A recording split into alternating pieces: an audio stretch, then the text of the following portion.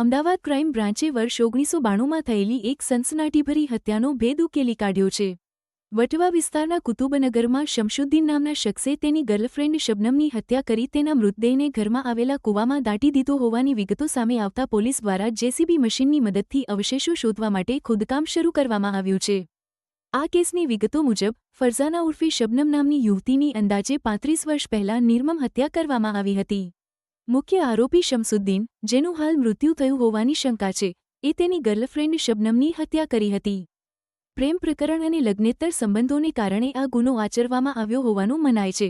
Crime બ્રાન્ચની team JCB machine સાથે કુતુબનગર પહોંચી હતી અને શંકાસ્પદ જગ્યાએ ખોદકામ શરૂ કરાવ્યું હતું।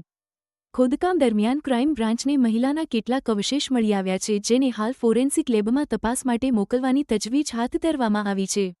આ ઉપરાંત પોલીસ આ કેસ સાથે સંકળાયેલા સહ આરોપીઓ અને સંભવિત પ્રત્યક્ષદર્શીઓની પૂછપરછ કરી રહી છે।